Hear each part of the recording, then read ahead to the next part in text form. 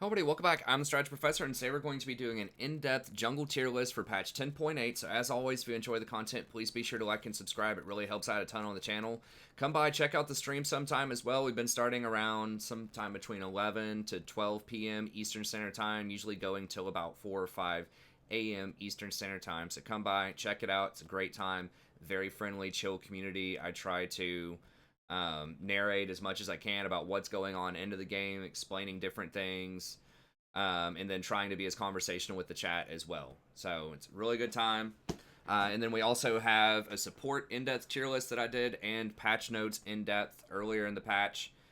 We also offer coaching sessions, champion guides, topical guides, how to macro better, how to micro better, best one tricks, complete guide to dodging, all sorts of good content on the channel, so be sure to check all that out. And I will have timestamps in the description as well if you want to jump around to your favorite parts. And if the video is a little bit longer than you'd like, you can also hit that little cog button on YouTube and speed it up to about 1.5 times, and you can still follow along pretty well. Okay, so let's go ahead and get going. Now, I have been jungling a lot more lately. I've actually been jungling some off-stream as well to try to just practice and get a little bit better at it on my Smurf. So my expertise is in support. I am right now, as of this video, a D3 support main. But I've been trying to learn jungle, work my way through it. So this is going to be based on kind of my findings and mid-elo right now. We're gold 4 in the jungle on the Smurf, working our way up. So it's going to be a bit different from some of those other guides and other tier lists that you might see out there that are going to be based on like challenger level play. I don't think most people are in those brackets, and I think that the jungle and what's actually strong and what's efficient changes quite a bit from challenger down into, you know, platinum, gold, silver, and things like that. And of course, you know, I see junglers all the time. I see what's effective, you know, in low diamond. I've seen what's effective in platinum, so I'm going to be using that to help inform my choices as well. Okay, so, and I have it's just like the support tier list. It's always 5 tier 1, always 5 tier 2, and always 5 tier 3. Because there are some sites that are like, oh, this is S, and this is S plus, and this is S minus, and they have like 15 champions in tier 1. It's like, well, that's not really that useful, because it's not telling you what's good. So you can be good on, you know, any of these champions. All of them can be strong, and there are several strong ones as well that I didn't mention here if you get a lot of practice on them. But this is just based on, you know, my experience both playing jungle a little bit and watching jungle a lot over the years as a support, what I think is strong right now on this patch with a moderate amount of practice for people that are kind of in that mid-elo range, right? Maybe not all the way down in Iron 4, but also not all the way up in Challenger, just kind of that mid-elo range. Okay, so I think that Nunu overall is going to be the strongest right now, and there are a lot of reasons for that. Let me tell you my current theory of jungling too, just so you can kind of understand where these picks are coming from a little bit, because they might be a little bit different from some of the other ones. Like, for example, I don't have Lee Sin and Elise. They're just honorable mentions, even though, you know, a lot of top-end tier lists are going to be saying, oh, well, they're the best, you know, in Challenger and stuff like that. My experience, kind of what I've learned, I'm learning a little bit more, particularly at this mid-tier elo range, once again, is that farming is really the most important thing. Like, you have to be able to clear that jungle, because that's guaranteed gold, guaranteed experience. Your teammates can't mess it up. You can't mess it up with your jungle timing and such. And also, particularly kind of in the mid to later game, you need to be able to clear waves in lanes as well really quickly. Because a lot of people just don't pay attention to side waves. They don't understand what's good. You know, people just start chasing around kills everywhere. I know y'all know what I'm talking about. And no one's tending to the waves. So there might be a time where you need to go to one of these solo lanes really quickly and push it out before you go join up with your teammates, or before you try to make a play on Baron or Dragon or whatever. You need to be able to push those lanes. Now, at higher elos, that's going to be a little bit different, because, you know, the solo laners, they're going to understand the value of wave management. They're going to understand the power of splitting. They're going to be taking teleport pretty much all the time. They're not going to be taking ignite top and stuff like that. So you'll have actual split pushers. Your mid laner also will typically go into a side lane and actually split push. But they just don't do that a lot. At least in my experience in gold and silver, people just don't do that all the time. So you need to be able to do that. You need to be able to not only clear your jungle really quickly, but you need to be able to clear up side lanes really quickly, and ideally have some sort of mobility so that you can get to fights if you need to get to fights quickly. So I think that's the most important thing. Wave clear, farming, objective control. You can sneak so many barons, or not barons, but you can sneak so many dragons in the early game as well. People just don't ward it. People don't get priority. People don't, care a lot of times about dragons, and especially Rift. People don't value or understand Rift. Whereas in Challenger, a lot of times people are going to be all over it. There's going to be wards everywhere. They're going to know if you're playing Nunu or Shyvanna that you're going to go for those dragons really quick in the early game. They're going to know that you're going to want to go for Scuttle, right, as soon as it spawns. But people just don't know that. A lot of people don't know that in Silver and Gold. They don't value the objectives enough.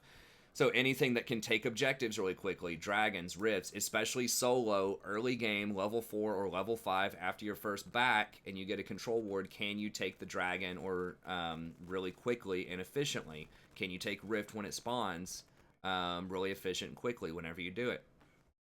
So to me, I think those objectives and the ability to power farm is nice. Now, if you can gank on top of that, then that's a plus. That's really good if you can gank. But a lot of times, I think that people over gank. People expect ganks way too much in Silver and Gold. It is nice. It's great if you get a gank. But a gank is a risk, and it's a pretty heavy risk in Gold and Silver, because I've tried it both play styles, where I've tried like very heavy gank-oriented styles with champions, and I've tried the farming styles. And the farming styles are almost just way, way better. Because if you try to gank, first of all, a lot of people just won't even position the wave correctly to gank. They'll just kind of mindlessly push and allow the enemy to freeze it outside of their tower, and then that's going to be very difficult to gank in the early game. Also, people just don't pick champions sometimes that are really good with gank assist. They'll pick stuff that's just going to sit there and not offer any sort of CC. They're not going to gap close. And sometimes even if they have that stuff, they still won't move on you, right? They won't help you out. Like, you'll go up in CC and they'll just sit there and farm instead. So oftentimes it is really risky to gank, particularly in the very early game. And just look at kind of these experience and gold levels and just figure it out for yourself. If you can hard farm this stuff, this is guaranteed money. This is guaranteed gold in the early game, right? So, you're getting about 100 experience for most standard camps and about 100 gold for most standard camps, averaged out. And a lot of this stuff spawns every 130. Now, after you clear a camp, it also comes back at a higher level. So if a camp goes uncleared for a long period of time, then you're missing out not only on clearing it and the new camp coming back, but you're also losing out on that additional gold, on that additional experience that you would get as you level up and as the camps level up every time you kill them. So if you get them cleared, you start snowballing your experience and your gold even more and more and more as you clear. Okay? So this is guaranteed, right? Versus if you look at a kill in the early game especially, you're going to be getting about, 186 experience, and then you're giving out assist experience to other people. Now, they just nerfed this as well, and this is very important to understand. They just nerfed shared experience on this patch on 10.8 by 20%. So that means you're getting even less experience than you used to whenever you gank and you get an assist. So you're going to be getting, and I don't know if that's reflected in this wiki or not. I haven't seen when it was last updated. It doesn't say anything about that here, but even before the nerf, I think that farming was important, and now after the nerf, it's very important. But the assist, so you're getting 124 for the assist at a level 3 gank, right? So your total might be about 400 experience. Now, all of that's not going to you. If you don't get the kill, you don't get that personal stuff. You might only be able to get, as a jungler, 124 experience off of that, which is just a little bit more than a normal camp. But the experience is lower. Now, the gold, if it's First Blood, it's going to be 600 gold. If it's not First Blood, it's 450 gold. So the gold is very nice. It is very good. But if we look over here at jungle camps, right, the experience is going to be matched. Even the kill plus the assist is going to be about 4 camps worth. And that's what the gold's going to be. It'll be a little bit less. But you can't get the kill and the assist for your own personal power in the jungle, right? If you're just talking about, let's say you got an assist off of it, you were only going to get, 150 gold off of an assist, and you're only going to get, whatever it was, 130 experience off of the assist. That means 2 camps are going to be more than an assist if you don't get the kill in the early game. And if you think, a lot of ganks, maybe it's 50-50. The first gank, you're probably just going to get their flash, so you're probably going to have to gank twice, waste your time twice, and think about how much time it takes to run down there and set up the gank. Even if you go straight into it, not waiting in a bush, nothing. You just straight fly right in there. They don't have any wards. If they have a ward, you're also wasting your time. in the early game. Maybe you get to clear their ward with a control ward, but that's still going to be wasting 10 to 15 seconds of your time. Most of these hard power farm junglers are going to be able to farm, you know, a camp in 10 seconds or less, usually way faster than that. Now, sometimes like Krugs will take a bit longer, but some of these things like Nunu or Shyvanna, Master Yi, they just tear through these camps super fast. So if you factor in, okay, you got to go in first. If they have a ward, you got to clear the ward. Okay, that's a wasted, you know, 10 to 15 seconds. Then you're going to go in again at some point. If you go for it again, then you're going to get their flashes. Okay, you had to go all the way into the lane that time. You have to walk all the way back. So that's going to be another, I don't know, maybe 20 seconds or so, 20 to 30 seconds. Then if you go in again, then you might finally get that kill, assuming that they don't play more defensively and that they have, because they don't have flash, and that they haven't replaced their wards.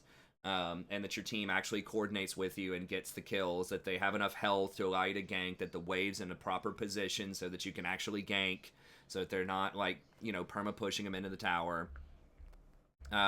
Then you might be able to go in, you finally get a kill, and you're able to walk back. So that's maybe an additional 20 to 30 seconds. So all of this added up, you're looking at about 45 seconds or so.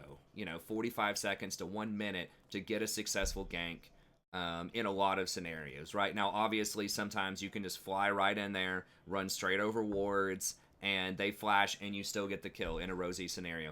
So let's just say that, you know, on average, maybe it's 30 to 45 seconds committed for you to get that kill and assist or whatever, right? Of it, you probably could have killed 4 camps in that time, and that's guaranteed money. Right? It's guaranteed money, guaranteed experience. And you're setting yourself up for more money and more experience, or I guess more experience as the camps respawn. So that's my case. That's why I really think that power farm junglers are the way to go in lower elo brackets. Now, you know, once again, in higher elo brackets, you know, the kills are worth a lot more. It's a lot more likely that you're going to get kills on those ganks. But at lower elo brackets, I think it's worth it. They also, in the preseason, they got rid of the rubber banding. So, you know, camps that sit around for a while do not get extra gold. They do not give out extra gold like they used to anymore. You just fall behind now. And they just nerfed, like I said, the experience for shared kills. So I think that that is all favoring the power farm junglers a little bit more. Okay, so who are some of these good power farm junglers? Well, Nunu, I think, is going to be number one. Nunu does have a high win rate as well, so that means a lot of people are very proficient on Nunu. He's pretty simple to play. The snowballing does take a little bit of time to get used to, but he has several qualities that make him really good. Now, there is another style of jungling that I didn't mention, which is go invade and go kill the enemy, and that can be effective. Solo kills did just get a lot more powerful. It's a lot less likely that the jungler is going to have their own jungle warded. At least as strong as, like, you know, top lane or bot lane is going to be warded. But so if you get a solo kill on the enemy in their jungle and take all of their camps, that's obviously a super flex, a super power play. But we're not going to go over all of that in this video as much. But those types of hard invade, kill the enemy can work, but that is really risky. You have to have very good jungle tracking. You have to understand jungle pathing really well. And, you know, the enemy has to play into that to some extent also. So I think that's really advanced. That's why I think things like, you know, Lee Sin and Elise can be very strong in Challenger Elo if you can get the jump on people like that. But I think that it's just a lot harder to do that efficiently in lower brackets. Although that's definitely debatable, because it is really powerful if you can kill the enemy jungle in their jungle and then take their camps. But anyways, I just think Nunu's going to be very consistent. He has several properties to him that are going to be really strong. So he does have quite a bit of utility for his team, maybe, because his passive does give out 20% bonus attack speed and movement speed whenever you hit a champion, large monster, or structure. This also works for you in the jungle by yourself, right? So you get the attack speed and you get the bonus movement speed whenever you have this Blood Boil going. So that is pretty nice if you have a Vayne or some other, you know, fed 80 carry on your team. It just adds a little bit of extra utility over time.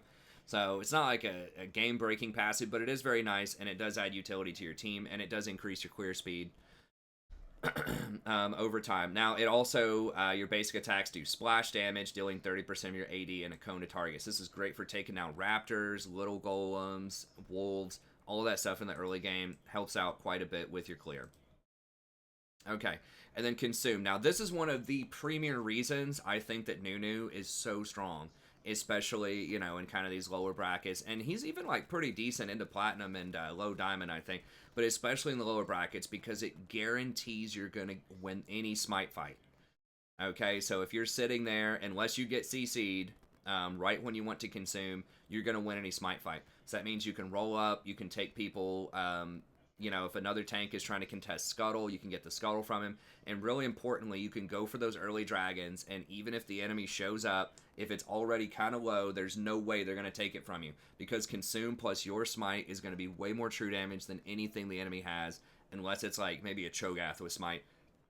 Cho'Gath is very, very far out of the meta right now. You never see that.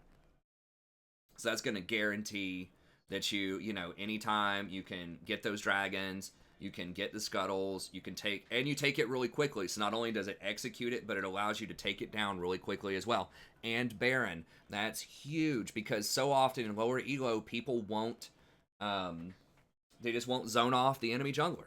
You know, in higher lows, when I'm playing my diamond games, like as a support, I'm looking to zone off the jungler. If we're trying to take a Baron, we just killed 2 of them, but their jungler's up. I'm actively warding, looking for their jungler, and I'm trying to zone him off. I'm going to do everything I can to keep him out of that pit.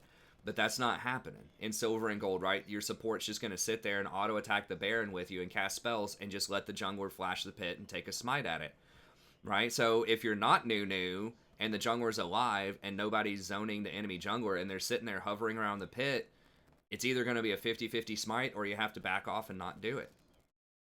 And if they have abilities, you know, if it's Lee Sin with his Q, or like Elise with her Q, if they just have some kind of execute ability, then they might actually be able to outsmite you depending on your jungler if you're not playing Nunu. But if you're playing Nunu, they're not going to win the smite fight. All you do is just chomp, chomp plus smite when it depends on what level you are, but somewhere between 1500 to 1800 health on the Baron, guaranteed. You're pretty much never going to miss it.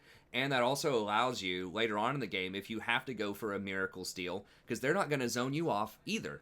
Or it's a lot less likely they're going to zone you off, right, in silver and gold than if they're going to zone you off in, like, diamond. So they might just let you sit around the pit, right, not zone you off, and they think they're just going to burn down Baron when you're sitting there with Flash and your Consume Smite, and you just flash that pit, and you're the hero that steals the Baron pretty much every time, unless they zone you. Now, they might zone you some, but a lot of times you'd be surprised they will let you flash in.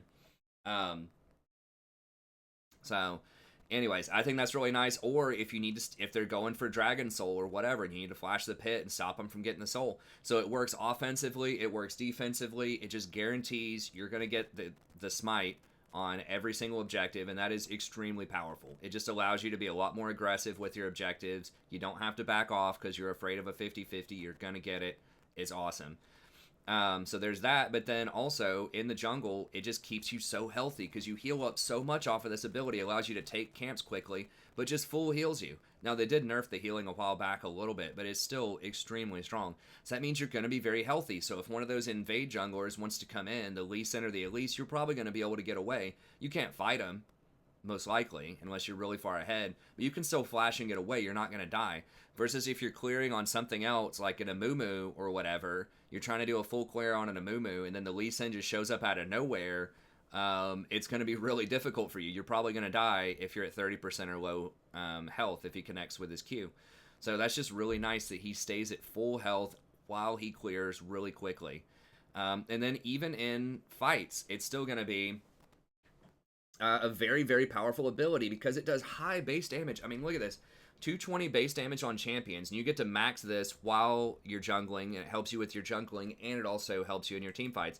220 base, 50% AP. You don't get a ton of AP on Nunu, but if you did want to, get something like a Leandri's, which is a decent damage option, is like maybe a 4th or a 5th item. If your team's just lacking damage or they have a lot of tanks, it can be a decent damage option. Then you do get some benefit out of that, right? And it's 5% of your bonus health also. So if you end up with, 2,000 bonus health, then it's going to be an extra 100. So that's 320 damage, 8-second cooldown. It's pretty low, and you get healing off of it, quite a bit of healing. So base healing from champions, 172 with the same kind of scaling. And if you're below 50% health, then you get up to 258 healing. And if you take Revitalize, which you should, then it's going to be even more. If you want to itemize into something like a Redemption or any sort of other plus healing and shielding, which is possible in some circumstances, then it's going to be even more. So it's just a really good sustain tool in team fights, does pretty good point-click damage, keeps you safe in the jungle, gives you a fast clear, and gives you guaranteed smites on every objective. I mean, it's in the conversation for best jungle ability in the game. Like, it's just insanely powerful if you get used to this. Snowball is another ability that's just really, really useful for him. It allows him to move around really quickly. Remember that thing that I talked about? You want to be able to power farm, and you need to be able to move in case you have to push one of those side lanes, right? So you can go push a side lane really quickly. Your team's positioning. Somebody's about to start a stupid fight in mid lane. You can just roll up with the snowball, show up mid-fight and turn it around if you have to. So it just gives you a ton of mobility, and it's really, really good engage, and it's a great ganking tool. So like I said, ganking is kind of risky early on, right? It's for a lot of junglers, it just may not be worth your time. So it's not going to be a high percentage play. But Snowball is usually a very high percentage play because you're coming in really fast, right? For a very long period of time. Like, it's 10 seconds of you moving very, very quickly with a huge hitbox on this thing. I mean, a lot of people, depending on the angle, if you're coming in, they may not even be able to flash to get away because you can turn it and still hit them with it. So it's very, very difficult to avoid this. And it allows you to get around wards. So now you don't have to clear the ward and then come back and then get their flash and then gank. A lot of times you can just run straight through the ward or just run right up the lane with this. And you're going to get their flash at least. And a lot of times you just might get the kill off of it too, because once again, the flash doesn't always work against this. Someone can just flash something like a Lee Sin Q a lot of the times and they get out, but, half the time with the snowball, depending on the angle, you might still hit them even after they flash. So it's very good. It actually does quite a bit of damage. I mean, 150% AP and then 180 base for just 1 point in this ability. So that's a really good ganking tool, really good AoE tool for like clearing raptors, clearing wolves, and stuff like that in the early game too. So just very, very powerful ability, great mobility, great engage. Pretty good for like starting team fights later too. If they don't have any sort of knockback abilities like a Janna Tornado or something like that, it can be pretty decent for rolling into enemies, especially if you get a flank on them. And then the Snowball Barrage. This is another one that's really good. Deceptively does a ton of damage. When you max this out seconds, 432 base damage. Like, what? Does a ton of base damage. Provides a slow. Now, this is effectively a 3-second slow, because it's 1 second for each time you hit them with this. So it's a 30% slow for 3 seconds, and it ends up rooting them for about a half a second to 1 second, typically, over the duration. So you hit them, you end up knocking them up, and then you can slow them for 3 seconds, root them for another 1 second while you're dealing, like 400 damage to them. So it is tons and tons of base damage. Really strong, allows you to take down those objectives very quickly as well. And then his ultimate's on a really low cooldown and just does an insane amount of flat damage. If you get this full charged off, it's 250% AP plus 625 base max damage, and it gives you a really huge shield for 30% of your bonus health, plus an additional base shield. This is really, really good. In a team fight, if you just roll up, hit them with your W, and then just wait on them to use a couple of pieces of CC. If you use this absolute zero, if they don't flash or they don't interrupt it, they're going to die. And if they use a piece of CC on you, okay, you still get the shield, you still do partial damage, and you still slow them for a little bit. It's not the end of the world. And that's a piece of CC they didn't use on one of your carries. So he just has a ton of utility, clears really quickly, clears very safely, takes objectives quickly, secures every objective. He can clear side waves. Once he gets Cinder Hulk, he's got Snowball. He can roll up, do big AoE damage, just delete the backline of caster minions if he has to. Then he can, consume Smite a cannon minion if he has to. So he can basically insta-clear a cannon wave in a side lane and then rotate around to another fight or just go back to farming the jungle again. So really good farm options, both in the jungle, in the lane. He's safe, he's tanky. Versatile itemization choices. You pretty much always go Cinder Hulk with him. A lot of people are going to end up going Dead Man's Plate because the mobility. Once again, mobility is very important. It gives you a lot of mobility. Really good with Snowball. You can also go Thornmail with him, which is really nice. Just makes it very, very difficult to kill him. Any sort of resistances that you get are going to help out a ton because your Consume is going to keep healing you, which adds extra effective survivability with the resistances. So, for example, when you heal, 300 health off of your Chomp, that's not just 300 health. If you have 100 armor, then it's going to take 600 physical damage to erase that 300 health. If you have 200 armor, then it's going to take 900 physical damage to erase that 300 health. So anything that can both gain a lot of health and stack a lot of resistances becomes extremely difficult to kill because that health also benefits from the extra survivability of the resistances. So it's very difficult to take down, and he can gank early. So he's one of these few early game, or like one of these few power farm junglers that I'm going to talk about that also has pretty respectable ganks early on with Snowball. I would say one of the better ganks, honestly, with this Snowball early on. So he's just got it all. He's got the mobility, the survivability, really good scaling. He does have an AP option if you do want to go Leandries or you do want to go a utility item. You don't see it all the time, but like Ardent Sensor, if you have a couple of champions that would really benefit from attack speed, you're already taking Fawn of Life. You could go Ardent if you think you're already really tanky. If they have a lot of tanks or something, they don't have a lot of damage, you can go Ardent. I mean, he does benefit a lot from the plus healing and shielding. He's got a shield on his absolute 0. He gets a lot of healing off of his Q. He loves the attack speed. He's got pretty good AP scaling. I mean, it doesn't offer any survivability, so you obviously don't want to rush it, but, 5th or 6th item, your team needs some more stuff, you can get it. Or even something like a Redemption. If you don't have a support that's going to get a Redemption, if you have a Leona or a Nautilus or something, but you got a couple of tanks on your team, especially anyone else that's going to get Spirit Visage, Redemption can be huge. So you have the option of getting these little utility items. Yes, most of the time you're just going to go Dead Man's Plate, Spirit Visage, Cinder Hulk, and the game's probably going to be over by that point. But you can get some of these niche options if you want. So I think that that's really cool that he has those options for different situations. So yeah, Nunu, I think he's awesome. Definitely try him out. Okay, Master Yi. Everyone's pretty familiar with Master Yi and why he's so strong, but he just fits the exact mold of what I'm talking about, where you just hard power farm everything. You can split side lanes. You take objectives really quickly. Now he can actually, especially late game, he can 1v1 and take, just about anybody when he gets really fed. If they don't have a lot of CC, he can show up to team fights and do a ton of damage. So he's just a time bomb. Everyone knows, once you get your 3 items, once you get your Blood Razor plus Gensu's plus Wits End, it's probably going to be lights out.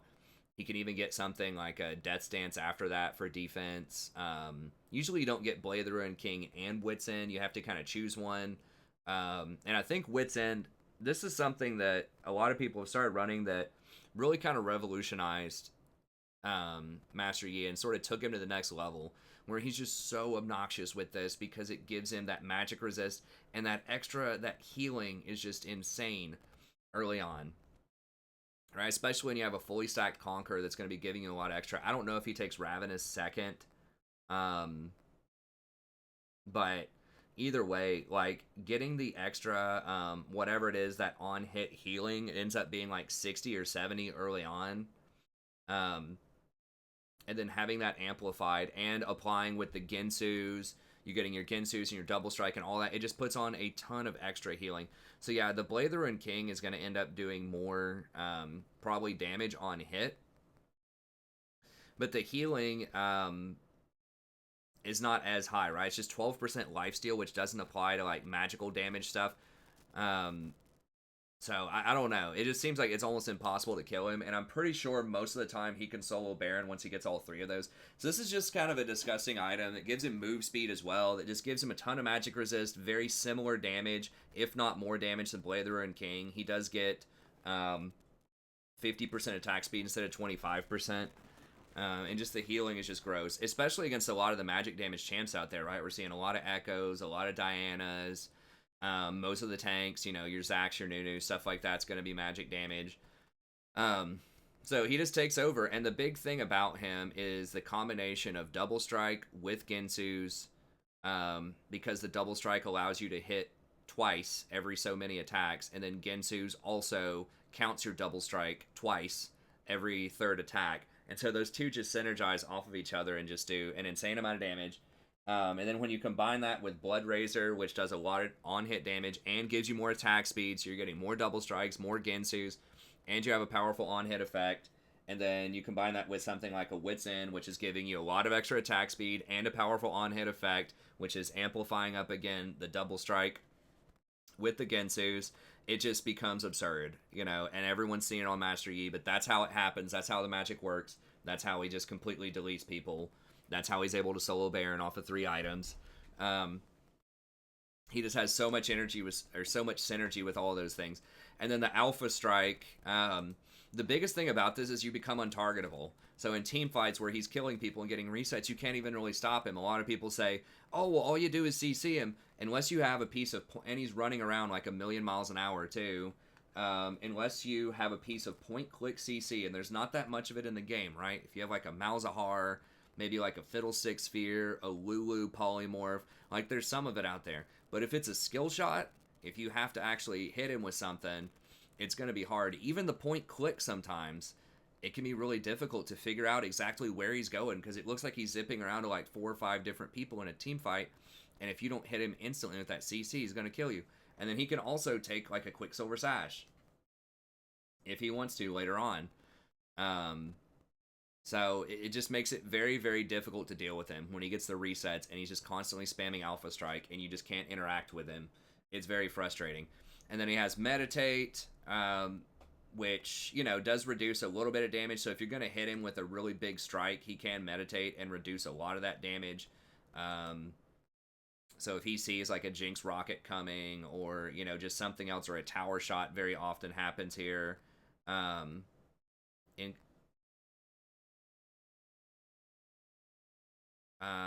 For another 0.25 seconds increased against turrets. I don't know, but the most common way that he does this is he'll meditate to soak like 1 tower shot on his way out after he dives you. And also, his Alpha Strike resets tower aggro. So he can run up and kill you under tower, and if there's enemy minions there, then he can just Alpha Strike, because he gets another one after he kills you. So he can Alpha in, kill you, he gets another one, then he just Alphas the minions under the tower, resets aggro, no problem, walks out, or just takes the tower. So he can reset tower aggro, he can meditate to soak a tower shot if he needs to. And then on top of that, because why not, let's just give him true damage as well. So all of his basic attacks do true damage, so he carves through tanks, and and this is on hit, so guess what? Anything that triggers on hit, I think, actually I'm not entirely sure about that one. It says his basic attacks deal true damage. The double strike will deal it twice. I don't know about Gensu's, if Gensu's will proc it twice or not, but either way, and 35% of your bonus AD converting over to true damage is massive. And then, of course, his Highlander, which is on, like, an absurdly low cooldown. And it, makes him immune to all slows, makes him immune to all cripples. So it doesn't matter if you have a Randuin's Omen. It doesn't matter if you have a Frozen Heart or anything else that would lower his attack speed. He's just going to carve through it anyways. All slows don't matter. And he just gets a huge amount of bonus attack speed and movement speed.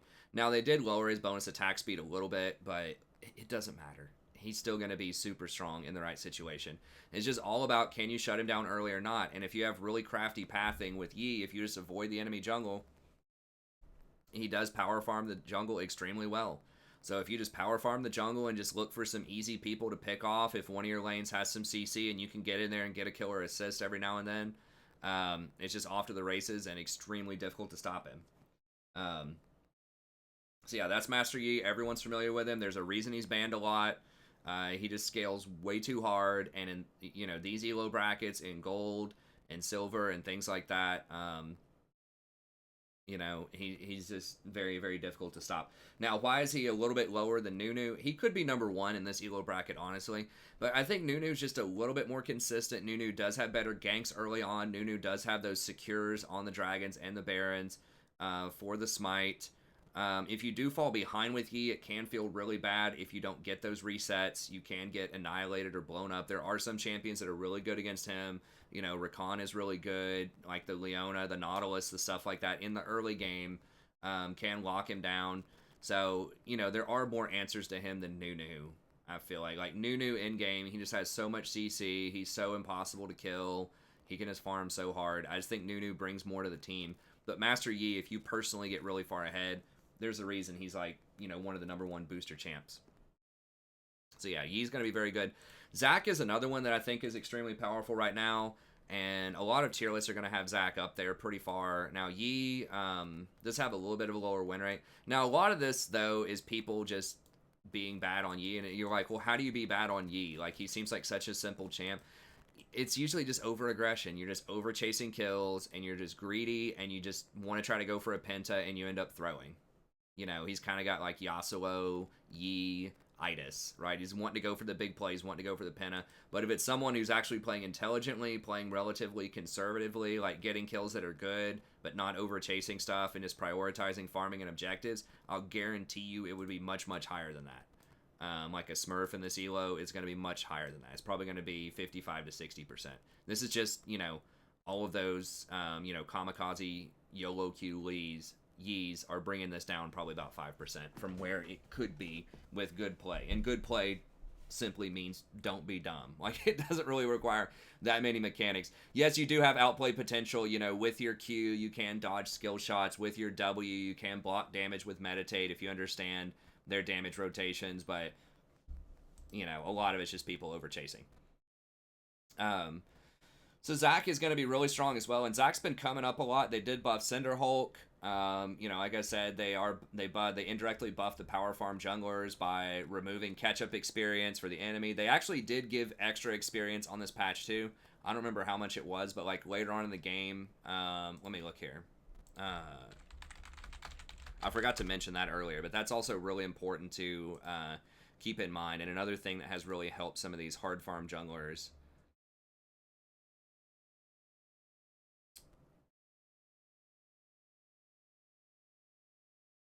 Okay.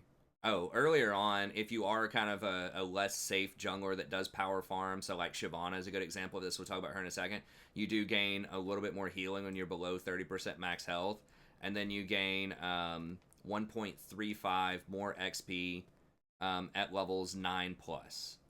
So you get a little bit more experience, so it's not a ton, but that does help you out. And if you do power farm really hard, then that can help you out later on in the game. So probably not a massive buff, but it does help you sort of snowball even harder than before.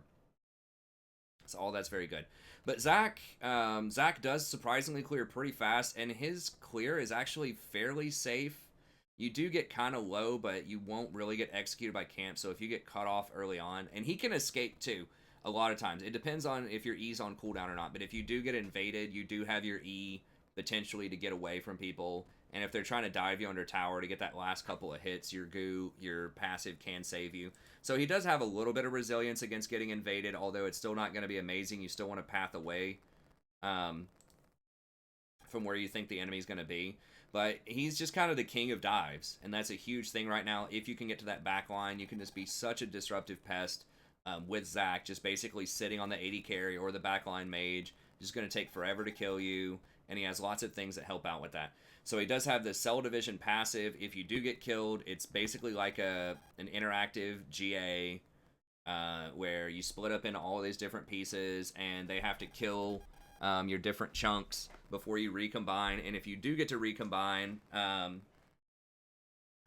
then you get a little bit of your health back. So it is very nice. It does drop tower aggro as well if there are minions nearby. So if you do dive a tower and you get a kill on somebody and enemy minions, or some of your minions rather, are around that tower, it does drop aggro when you do Cell Division, and it'll switch over to your minions, and then you can just reform and walk out. So he is very, very good at diving towers. He's very good at diving the back line.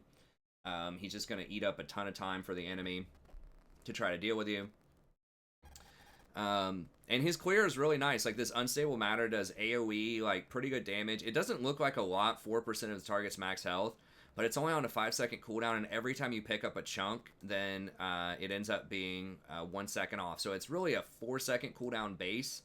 And then with things like this, with Stretching Strikes, if you Q and knock 2 different minions together, it does AoE damage to all of them, and drops 2 chunks. So you can get like 2 chunks off of Stretching Strikes and 1 chunk off of Unstable right when you open up. And so you can almost cast 2 Unstables like back to back. And all that stuff is healing you up too. Every single chunk is going to be giving you somewhere between 4 to 7% of your max health. And they did increase the amount of chunk healing that he got, I think near the end of last season. So he's received several indirect buffs that I think are really useful. Obviously, the Cinder Hulk stuff is going to help all of these tank junglers clear way faster than they used to. And so yeah, just really good clear early on, very disruptive, you know, pretty good damage versus minions and monsters. It is capped against Baron, I believe, the 4% of the target's max health. It doesn't say it's capped, but I assume it's probably capped. Maybe not. But he does take objectives fairly quickly. Not as fast as Nunu, not as fast as Yi or Shyvanna, but it's still pretty good. It's still pretty respectable. And then the big thing that sort of sets you apart from a lot of these other champs is like your engage range is massive with this E.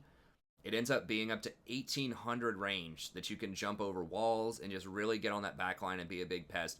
Nunu can get to the back line with the snowball, but this can be blocked by enemy tanks or just anything else that's in the way. So Nunu can gap close. He does gank really well, but he can't get around, especially in team fights, the front line. He has to kind of be on the front line.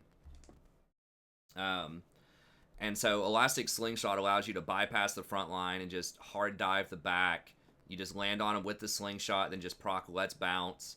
And you're just jumping around, collecting all of your chunks every time you hit people, and you're spamming Unstable Matter. It's a nightmare for the AD carry to try to deal with this, or any other mage that wants to sit in the back. You're just pretty much taking everybody out of the fight.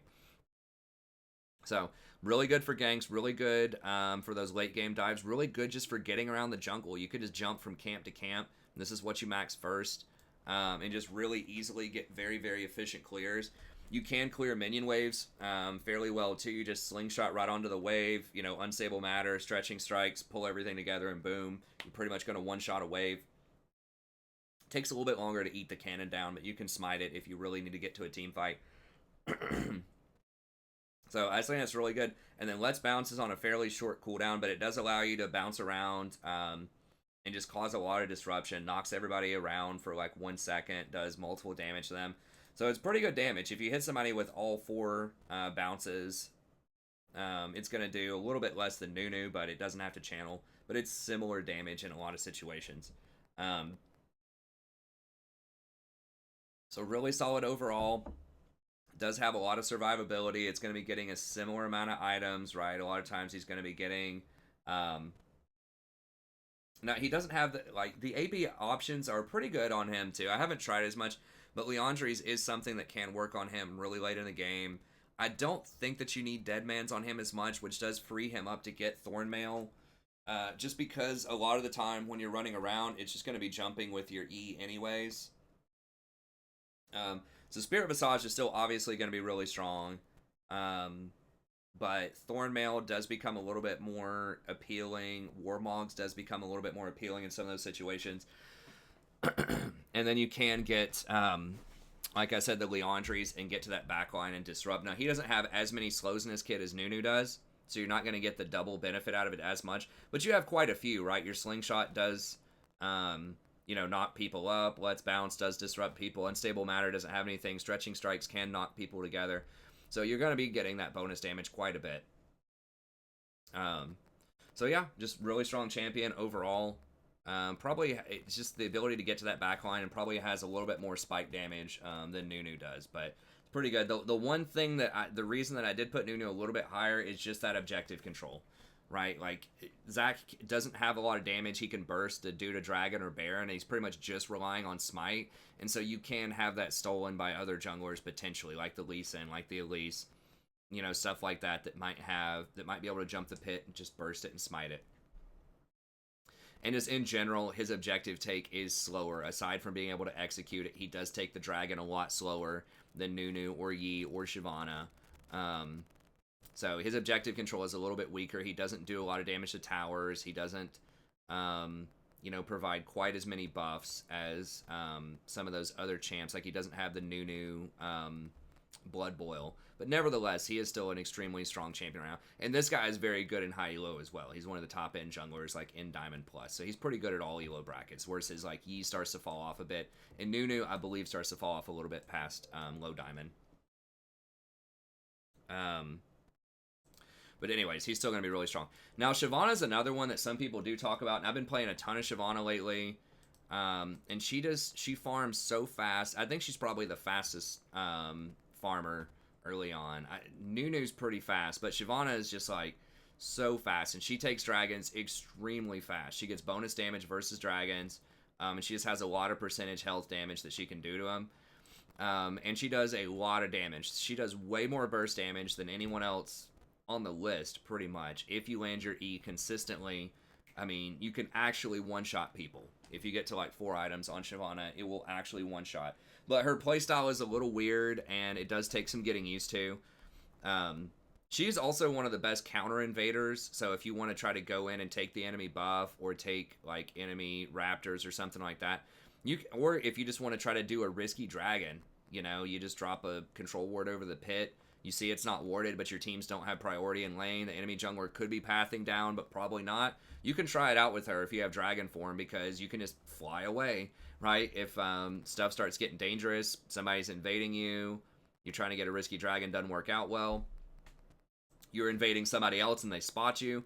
A lot of times you can still get away with her dragon form. But she has crazy ratios on 2 abilities, and this is like, the E is really what makes her, if you haven't seen this.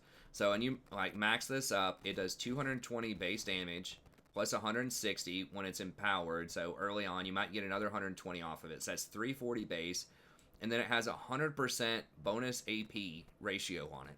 So if you have like 200 damage, then all of a sudden, you know, it's going to be doing like 520 damage per shot. And then it does a certain amount over 4 seconds. So I think it ticks immediately. So they just pretty much automatically take 1 proc of this. And then every second thereafter, it does a little bit more. So then on top of that, the burst damage is going to be 60 plus 20%. So that's another 100 damage. So right there, even with just like 200 ability power, each shot of this is going to be like 600 damage, if not more. And then obviously it just scales through the roof with this. Or if they're standing in it, you know, if they're CC'd or something by somebody else, it'll do extra damage. So that just does a ton, and it's got 925 base range, but it has a huge radius. It can go up to 260 radius depending on your Dragon's Descent. So usually maybe 220 to 240. So it's deceptive. That gets it to about 1100 range, and it can hit multiple people. You know, if everyone's bunched up in a team fight, you just roll up and throw this and hit 3 people with it. Fight's over. And that doesn't include extra stuff. It doesn't include Dark Harvest proc. Doesn't include Runic Echoes proc. Doesn't include... I'm trying to think. I guess a lot of times you don't take coup de grace on her, but either way, it is a lot of damage. So how you want to end up playing Shyvanna, and I might end up doing a Shyvanna guide here, is you really play her almost like a poke champion that's like an objective poke champion. So you want to be setting up, you know, around dragon. You want to be there early, have the vision control, and then when somebody comes up to try to stop you from doing the dragon, you can just ult and then just flames breath them. Like the jungler walks up, hit them with this, you know, they're down to 50% health. All of a sudden they can't contest you for dragon anymore. Or you one-shot the support, the Sona that's trying to come up and ward. All of a sudden it's a lot harder for them to take dragon or baron. So you just sit there and just chuck these flame breaths at them. Once you get a lot of CDR, you get your Nashor's Tooth and your Runic Echoes. And I don't know how many, it feels like you get to shoot like at least 5 or 6 of them, depending on how many ranks you have. So even if you just land like half of them, it's just a massive amount of damage. And you can shoot this through people, so it doesn't hit the, it hits the target location, not the first thing that's hit. So you can throw this through their tank and still hit the back line with the flame breath. So it's not something that can get intercepted. I don't believe. I mean, like a Braum shield would probably intercept it. But it's once it reaches the target location, it explodes. So it does not hit people on the way. So you got to be kind of careful with how you're aiming it. But that's really it. It does huge damage, and incidentally, it does allow you to take Dragon down quickly. So it ends up doing 3.5% whenever you basic attack, and you have an auto attack reset with your Twin Bite.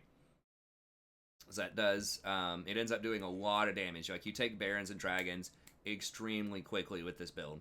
And then your Dragon's Descent has a 100% AP ratio as well. So usually you don't want to get baited into trying to jump onto someone that's sort of dangerous. Like, you can do the one shot if you're coming out of a bush. You can Dragon's Descent and then Flame Breath on them. And then just, like, burn out and just kill them with auto attacks and Twin Bite. I guess that's not technically a one-shot, but you'll kill them extremely quickly. But a lot of times, and I was doing this when I was first trying to learn Shyvanna, you don't want to try to like just run up and jump onto their backline ADC with Dragon's Descent, because you're going to be really squishy with this build. Like, you're basically a poke mage, so a lot of times you'll just proc Dragon's Descent pretty much in place, or just try to like get a new angle, and then you throw your E's at them from max range. You don't try to go for the headshot, because if they flash it or if they dash out of it, then they can kill you pretty quickly. Versus there's not a lot of counterplay to just spamming this Flame Breath at max range, 1100 range. It's like you're a Xerath on crack throwing this at people. So it's really strong. And then she has some of the fastest clear, like I mentioned before in the game. You know, early on, just doing this Flame Breath combined with Burnout and Twin Bite. You don't have any mana requirements on your abilities.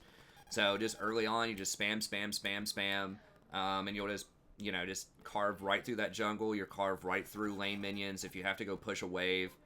And then you just keep power farming up. And this ends up being on a pretty low cooldown. It feels like it's like 1 minute or something. If you're constantly running around farming, every time you auto-attack something, it ends up giving you more fury. So you just keep farming just over and over and over again. It farms up Dragon's Descent. Whenever this is up, then you have options. You can go for a Dangerous Invade.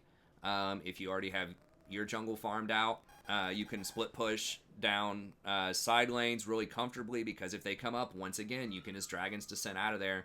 Just Dragon's Descent, activate your W, and just roll out. If they want to chase you, just chuck Flame Breaths at them and one-shot them. So she's just very, very good at pushing and getting priority and getting away if anyone wants to come up and contest you and they're stronger than you are. A lot of times, it's really, really hard to run her down. Like, Master Yi can run her down.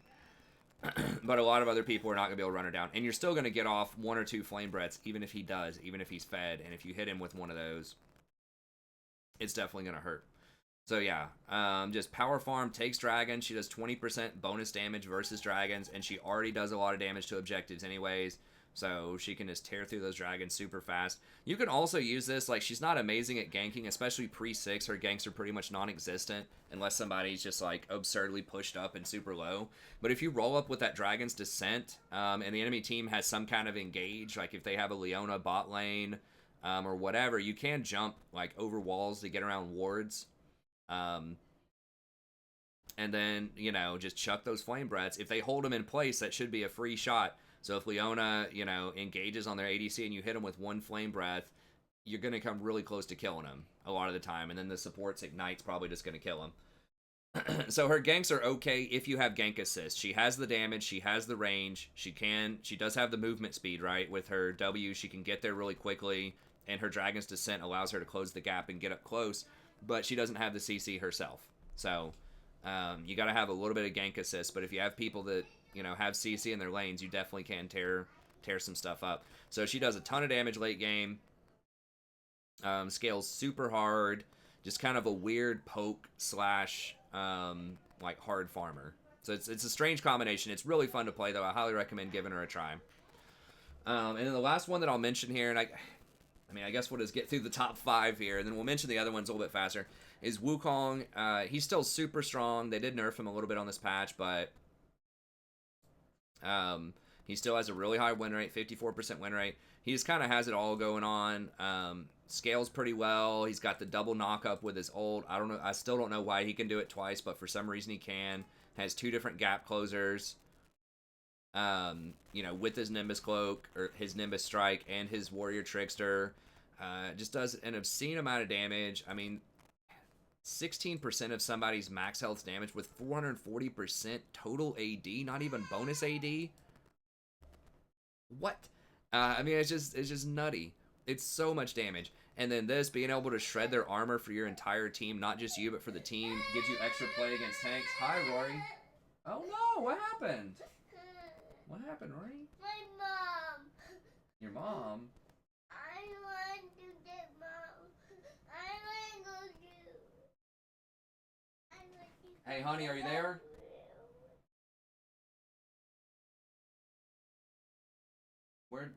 What's going on? Hey, honey?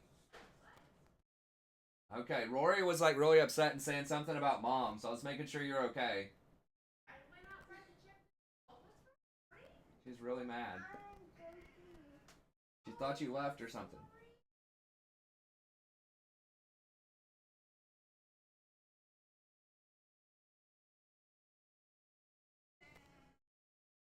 You can carry a letter out there, sneak a letter out there, and then just walk out there and let her find it.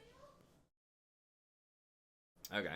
Sorry, I had to make sure there. I was like, did my wife fall down the stairs? Or, like, I don't know why. She seemed really upset. She wanted to go out and look at the mail. She wanted to get the mail. And my wife didn't know that. Went out there and got it without her, so. Because I'm like wiping it off when I get it, and that's kind of complicated for a toddler. That's true. So I was like, I'll just go get it. I mean, you could just sneak one in the box and. But anyways, okay, so he's just overtuned, does way too much damage. I mean, he could be number one. I personally don't have a lot of experience with him. I don't play against him a lot. He's banned a lot, but he's just kind of over the top. I don't know how fast he farms. I know he's kind of an early game champ. It feels like he is because he does take lethality, but I don't know. He can also take like Black Cleaver, I think, later on and still be really strong. So, like I said, I just don't have a lot of experience with or against him. Especially in like gold and silver. You see him all the time, like mostly in top lane and like diamond if he's up. But so he is a very strong champion right now. I just don't know enough about his clear and stuff like that. He obviously doesn't take objectives like super fast. He's okay. He does get some extra attack speed. He doesn't have any like percentage health on objectives though. So he is good if you do like the ganking style. His ganking is pretty good early on. He's got good team fighting, obviously just really overtuned numbers. So I think he is still really strong. Obviously, he has a really high win rate. So he's S tier, whether he's, number 1 or number 5. I'll leave it up to you to decide, but I do think he is really strong right now. Okay, the last few that I'll mention here, Graves, really strong in high elo. A lot of people are complaining about him. I think, now I haven't personally played him. I do want to try him out. But I have played against him, and he does farm a lot. He can farm really quickly. He does scale really hard with damage. His ganks are kind of like not great, but he can go and fight the enemy jungler. He can duel, especially enemy AD champions. He does really well against them because his True Grit just gives or his Quick Draw rather, gives a ton of extra damage, bonus armor. When you get this maxed out, I think you max this second. And when you max it out, you can get up to 160 bonus armor, which is absurd. But even just the opener, right? You just dash and auto attack somebody. Then you end up getting 3 stacks of this really quickly. So, even at 3 stacks, it's still 24. Or I guess once you have this maxed out, it's still 60 bonus armor at 3 stacks just opening up. So it makes him deceptively really tanky. And if you do get some kind of lifesteal on him, like a Death's Dance, or you could even I don't know his rend. I assume he probably takes Conquer. He may not. I'm like I said, I'm honestly not entirely sure about his setup because I haven't played him and I haven't played against him a ton. But I was just saying he's going for Dark Harvest. I'm not sure about that, but I guess he could. But either way, like he does a ton of damage. He's surprisingly pretty resilient, and he does power farm really well. So, and he does scale and do a ton of damage over time as well. So not just early game skirmishing, but he does a lot over time. So he does kind of fall off. As you can see, his win rate is higher kind of in the mid to late game. But if you do like the invading style, I think he is a very good invader. So he's going to be really strong. Olaf is another one that is pretty strong right now. Now, Olaf does fall off for sure late game, but that true damage in the early game, he has one of the fastest clears in the game. I haven't played Olaf, but he does clear through the jungle really quickly. His ganks are a little subpar. You got to have some help. You basically just running up and throwing axes at people.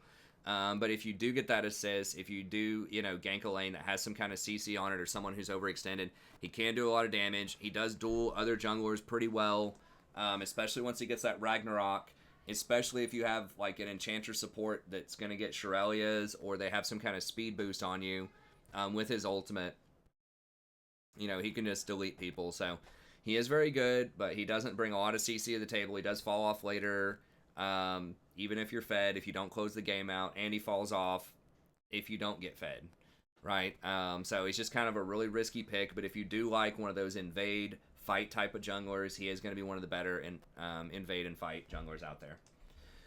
Amumu's another one that I think is surprisingly really good. He's a lot better than I thought he was going to be when I started playing jungle. And a lot of that is that he clears pretty quickly, with his E, not as fast as some of these other, probably not like Olaf, definitely not Shyvanna, probably not as fast as Nunu, or, not as fast as Nunu, but he does clear pretty quickly. He has a surprising amount of damage. A lot of the top end Amumus actually go for an AP build, so I'll just go with Sork Boots, Morellonomicon, and then, usually something like a Leandri's after that if the game goes that late. But he can snowball and do a lot of damage. His ult obviously has a huge hitbox, great for team fights, does a ton of damage. Unfortunately, it is a 150-second cooldown, which I still think is way too long.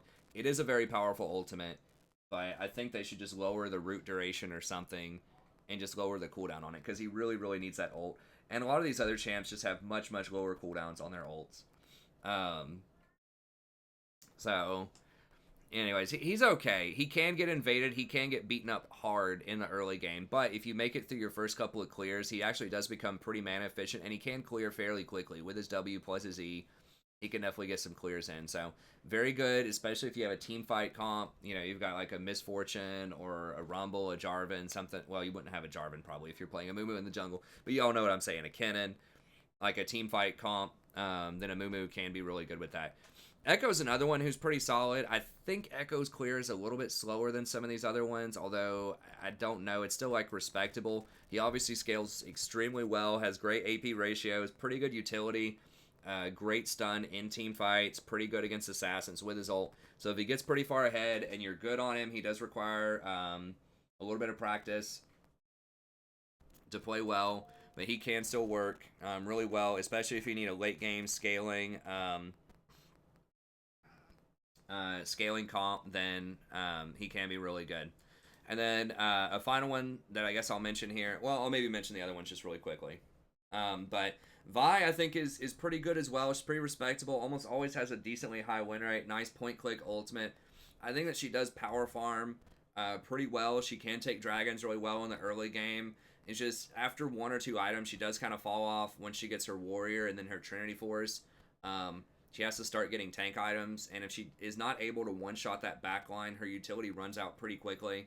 So I do think that she's okay, but because she just doesn't do as much sustained damage as some of these other choices, and her early game ganks are still not going to be that amazing, she's kind of a very heavy mid-game champion, but she does take dragons, especially that first dragon, pretty fast, and she does have a really good clear, so I think that Vi definitely can be pretty strong. Warwick is another one. I'll have to play Warwick some more to kind of get a sense of him, but he almost always has one of the top end win rates. But I feel like his clear is good, but I just don't think it's as fast as some of these other ones. Like, his Q obviously does help you out a little bit, but, his Blood Scent, I don't believe is going to help you that much on a clear. It gives you attack speed, but it's really for chasing people down. It's on a very long cooldown. Your Howl does help out a little bit. But he does have to get a Tiamat early, too, to help him with the clear, so I think that's a little clunky. I don't know. His clear is just a little slow to me. If you do land your ult, like, he's got a lot of outplay potential with his ult, being able to become unstoppable and jump through CC. And then he has his Chomp can follow people through flashes. His Howl, can block damage and disrupt. So there is quite a bit, like, the very perfect level of Warwick play. He does have a lot of outplay potential, but I don't know. I just think there are better, like, hard farm junglers. Just ones that either scale better or gank better earlier on or farm faster. I just think there's a lot of chance to just do what he wants to do better, but he's still okay. He's kind of, like, okay at almost everything. Now, Mundo is someone that I've been wanting to explore a little bit more. He's kind of known for being a super fast farmer. Now, I haven't tried it, so I don't know for sure. I don't know how fast he would take Raptors after the first couple of levels. Just because you don't put any points into his W, but maybe it's still really fast once you have Cinderhulk. So, Mundo doesn't have a lot of CC, but he does clear quickly, and he's really good at fighting later on. He does a lot of single target damage with his E, so he's going to be pretty strong at, fighting through other, like, fighter type of champions. He's just going to have a ton of health, obviously. You can just roll up, just beat people down with cleavers and just E spam. And then if you get a little bit low, you can just back out for a second, press R, and then run back in. So I think there's something to him, being able to split push 1v1 really well a lot of time, very easy to execute, power farm early, scales pretty hard late game. I think there's something to be said for him for sure. Now he has a pretty low play rate or pick rate, but his win rate is very high. So he's something that I want to explore. I think he's good, but I'm just not sure. I haven't played against him in a while. He does get hurt really bad by grievous wounds. But I don't know, if they don't have grievous wounds, he is really good. Like Nunu does get hurt by grievous wounds as well, obviously, but he still has his shield from his ult, and he just brings other utility. He's got CC, he's got the blood boil buff. I don't know. Mundo's just pretty much all single target, huge stack of health, but it could work. Jax is good. I think his first couple of clears are kind of slow. I'm not 100% about that. I haven't played Jax in the jungle, but I feel like it's kind of slow. But obviously, he is going to power farm and do very well later on. I just feel like he's just sort of a worse version of Master Yi if you want to do that, if you want to do the, no utility, pretty weak ganks. But against, a bunch of auto attackers, maybe he's good against Master Yi because he can block the auto attacks with his E. So I'm not 100%, but his win rate has fallen off. Quite a bit, so I'm not entirely sure what's going on there, but I do think that he's still pretty strong. Shaco, if you're a one-trick, he's pretty good. Same thing with Rengar if you're a one-trick and you like to gank a lot early on. Once again, that's the style that I don't think is super amazing right now, unless you're in Challenger, but it can work, but those are two really good champs at it. The last few that I'll mention here, we've got Lee Sin and Elise. These are both very good in Challenger. I don't think they're that great in lower elo. I think that Lee Sin can be pretty strong in the right circumstances. He does have a really good engage, and the Conqueror with him does give him quite a bit of tankiness and survivability later on in the game, so he can disrupt in team fights quite a bit. Elise, I really don't see her in solo queue a lot. And she does have a lot of burst damage, but you really have to be able to invade and punish people and get really successful ganks early on. I just feel like she's on the clock. She's harder to play, but she can be pretty good. And everyone says, I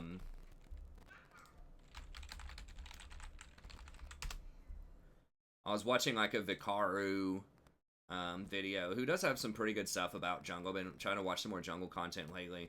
And he was just saying it's always Lee Sin and Elise and Pro all the time. And I'm I don't think so all the time. I mean, that's kind of a low sample size on that patch, but if we look at 10.6, right? If we look at jungle,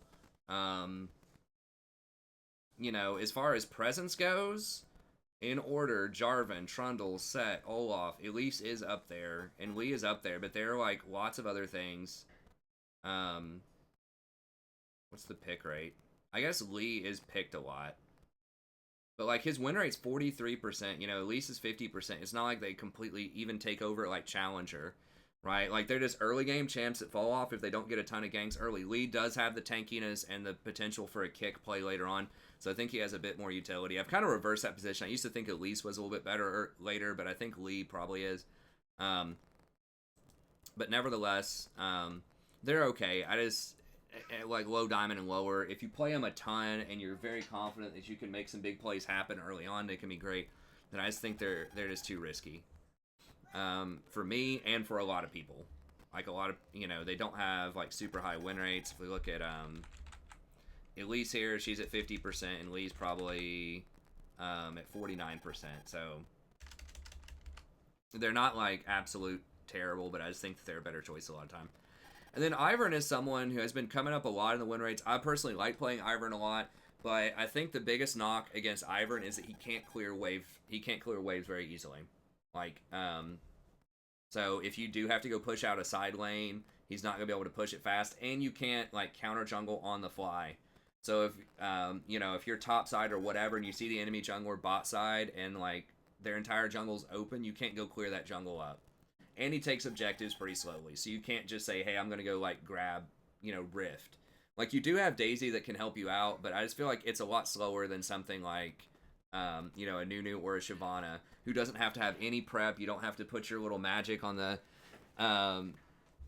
you know, on the enemy camps, you just say, oh, okay, they're bottom trying for a gank. I'm going to go top side. I'm going to grab their Raptors and the red buff and then Rift Herald. Right? You can't do that.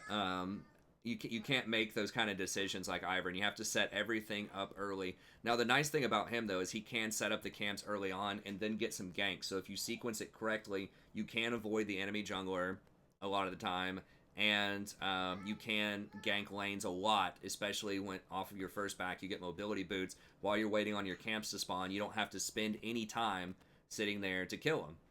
Right? Like a lot of junglers, depending on the camp, depending on how fast they farm, you know, it's going to take you 5 to 10 seconds to clear camps in the early game, probably closer to 10, unless you're like the fastest of the fast junglers. And so if you do that 3 camps, you just bought yourself 30 seconds to go gank, pretty much. Now, you do have to walk back by and collect them again at some point, so that does take some time, but it just allows you to gank a lot early on, and you scale really well with your healing and shielding if you have a team. And that's the thing, too, is he does pretty much no damage, and you have to have some coordination on your team. Now, Nunu doesn't do a lot of damage. Zac doesn't do a lot of damage, but they do a hell of a lot more than Ivern does a lot of the time, and they bring a similar amount of utility. And the other one, Master Yi, Shyvanna, and Wukong are obviously going to do way more damage. So, I don't know. He's okay. It's just like he's personally not tanky, so you can't serve the tank role very well. And he doesn't do any damage, but he does do... He's like the Janna of the jungle, sort of. And if you do have a tank, like, as a support that's good, and you have, like, a tank top lane, he's going to be awesome. But if it's kind of your standard, you got your top lane, like, no utility split pusher champ, you got, like, Garen, or... I guess Garen is kind of tanky, but you got, like, a Fiora, or, you know, Camille, or something like that top lane, and then your bot lane is just running some random support, then it's not going to be as strong. So I do think that he's good. In higher lows, I think he's better. But he could be a decent pick, too, in the right circumstances. And then who else didn't I mention? I mean, Trundle is another one in pro play who's getting a little bit of traction. You're still not seeing him a ton, but he's kind of a... oh, actually, you are. He's the number 1. I take that back. He's the number 1 pick jungler on 10-6. So, yeah, you are seeing a lot of traction in pro, and I don't know. Maybe I need to try him out in solo queue a little bit. They have given him several buffs. He's primarily thought of as an anti-tank, but you have to, your team has to actually focus the person that you ult. So you ult the Zac, everyone has to actually attack the Zac, or you're not going to get as much benefit out of it. So, you know, he does offer that. That's kind of his biggest thing, is that he can stuff Sejuani or Zac or some of these other, like, tanks. He can allow your team with coordination to focus them down. And he does clear pretty well. Single target's going to be great on the clear. His AoE is a little more tenuous, you know, clearing Raptors, but most of the camps in the jungle are single target. He doesn't have a way to disable Scuttle. I guess his pillar, if you knock it up, you can get a chomp. He does take dragons pretty quickly. His ganks are sort of subpar, though, with the pillar. It's like they're okay. I don't know. I feel like late game he can get peeled and disrupted in solo queue a lot, but... He does still have a pretty good win rate. He obviously has a huge pro presence, but I feel like he's just a lot better in pro than solo. But I don't know. Maybe he deserves to be like tier 2 or tier 1. I'll have to try him out and see.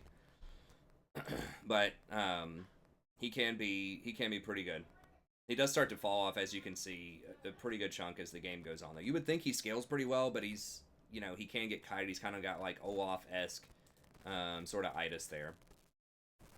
So he's worth mentioning. He's pretty good right now. Fiddlesticks, I think, has primarily been a flop. Volibear can be like a good tank. I just think that Nunu and Zac are better.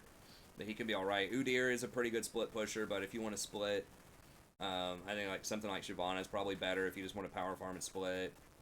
Kha'Zix is good if you like, you know, assassins. He can work. I just think he's really risky. Hecarim, pretty good. Farms, you know, has some good early ganks. Karthus is great in Challenger. I've tried Karthus out, but if you don't have your lanes to help you, it is a very dangerous clear. If you get invaded, you can get killed. You can't really gank that well. Your ult's on a really long cooldown, so you can't pressure with your ult that often. So if it's like Challenger, you know, and you're able to just hard farm and your lanes are going to protect you, and you're highly coordinated and the game's a bit slower, you can just win off of sheer damage from your ult. But I think in lower elo brackets, it's tougher. Jarvan does have a lot of utility, and he can be really strong. I think he's a lot better in pro play. He's kind of an early game gank you know, kind of machine in a lot of solo queue. Malachi has great CC. I'd have to try him out in the jungle. I think his clear is just a little bit slow, that he could be good. There's a lot of pretty good junglers right now, honestly.